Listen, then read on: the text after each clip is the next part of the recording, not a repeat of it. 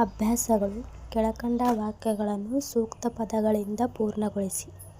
ಮೊದಲನೇ ಪ್ರಶ್ನೆ, ಭೌಗೋಳಿಕವಾಗಿ ಭಾರತವು ಒಂದು ಉಪಖಂಡ ಹಾಗೂ ಡ್ಯಾಶ್ ದ್ವೀಪವಾಗಿದೆ. ಪರ್ಯಾಯ ದ್ವೀಪ.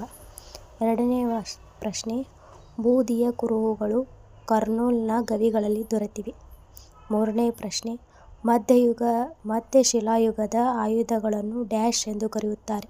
ಸೂಕ್ಷ್ಮ ಶಿಲಾಯುಗದ ಆಯುಧಗಳು ಎಂದು ಕರೆಯುತ್ತಾರೆ.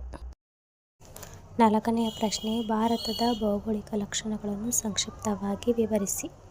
ಇದಕ್ಕೆ ಉತ್ತರ, ಏಷ್ಯಾ ಖಂಡದ ದಕ್ಷಿಣ ಭಾಗದಲ್ಲಿ ವಿಶಾಲ ಪ್ರದೇಶವನ್ನು ಹೊಂದಿರುವ ಭಾರತವು ಒಂದು ಉಪಖಂಡ. 3 ಕಡೆ ನೀರಿನಿಂದಲೂ ಮತ್ತು ಒಂದು ಕಡೆ ಭೂಭಾಗದಿಂದಲೂ ಆವೃತವಾಗಿರುವುದರಿಂದ ಇದೊಂದು ಪರ್ಯಾಯ ದ್ವೀಪವಾಗಿದೆ. ಐದನೆಯ ಪ್ರಶ್ನೆ, ಭಾರತದ ಮೇಲೆ ದಾಳಿಗಳು ಯಾವ ಕಣಿವೆಗಳ ಮೂಲಕ ಸಂಭವಿಸುತ್ತವೆ.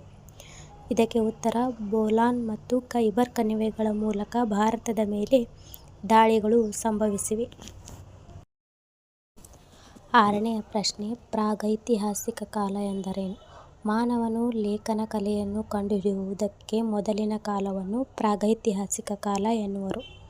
ಏಳನೇದು, ಪಶುಸಂಗೋಪನೆ ಮತ್ತು ಹೈನುಗಾರಿಕೆ ಹೇಗೆ ಪ್ರಾರಂಭವಾಯಿತು.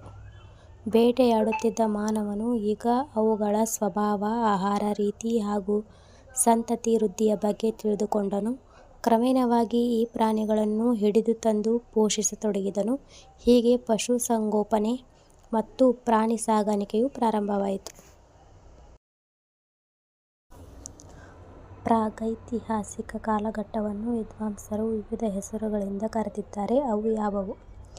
ಇದಕ್ಕೆ ಉತ್ತರ, ಹಳೆಯ ಶಿಲಾಯುಗ. ಅದರಲ್ಲಿ 3 ಬರುತ್ತವು. ಆದಿ ಹಳೆಯ ಶಿಲಾಯುಗ, ಮಧ್ಯ ಹಳೆಯ ಶಿಲಾಯುಗ, ಅಂತ್ಯ ಹಳೆಯ ಶಿಲಾಯುಗ. ಎರಡನೇದು ಮಧ್ಯ ಶಿಲಾಯುಗ. ಮೂರನೇದು ನವಶಿಲಾಯುಗ.